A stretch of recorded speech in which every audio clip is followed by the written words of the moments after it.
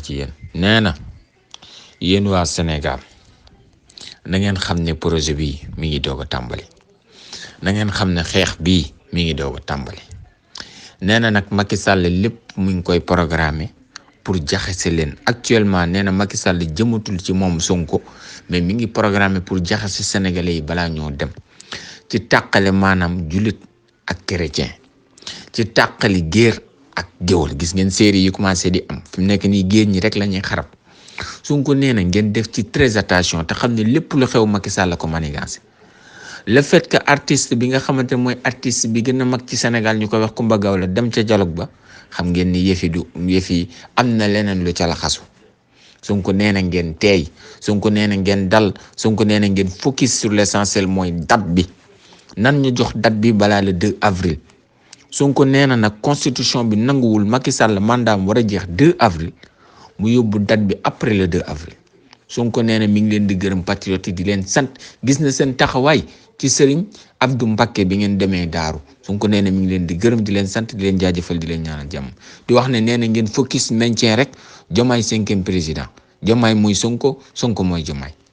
Sonko nee na itam loi amnistie bi Macky Sall bëgg a indi Sénégal yéen sénégalais yi bu leen ko nangu tey bu leen ko nangu ëllëg bu nu leen jaayee doole ba voté ko itam na leen leer ne loi boobu noonu bis bu nu jëlee réew mi dinañ ko fi teggi.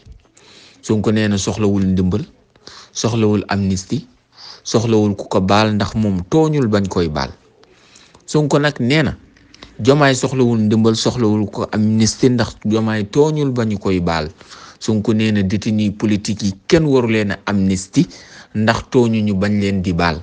nee na amnistie bii li ko tax a jóg mooy Macky Sall moo bëgg a setal deram ci naka nee na depuis 2021 ba 2024 lépp luñ fi luubal ci xaalis ci état bu Sénégal ñoom Mame Mbaye Niang ak ñoom Idrissa Seck ak ñoom Amadou Ba ak ñoom Farba Ngom ak keneen kum ca mënti doon Sonko nee na ñooñu ñoo waral amnistie bi. Sonko nee na itam Macky Sall bakkan yi mu fi rey ñoo waral amnistie bi. Sonko nee na itam Macky Sall gazé bi mu ko gazé ak vidéo yi nga xamante ne gis nañ ko mu jël ay nervi teg leen sur le terrain ñuy tirer ci kaw population bi Sonko nee na looloo waral amnistie bi. nee na amnistie boobu itam bu fekkee ne jaay nañ sénégalais yi doole ba voté ko na leen leer ne bu ñu jëlee réew mi amnistie boobu dina fi dañ. Sonko nee na ngeen focus ci date bi ngeen laaj date bi ñu jox leen ko balaa le 2 avril. Ousmane Sonko moo ko wax mi ngi leen di gërëm di leen sant di leen ñaanal jàmm nee na ngeen focus ci Diomaye 5e président Diomaye mooy Sonko Sonko mooy Diomaye. Sonko nee na bu leen kenn jaxaseek waa Pire.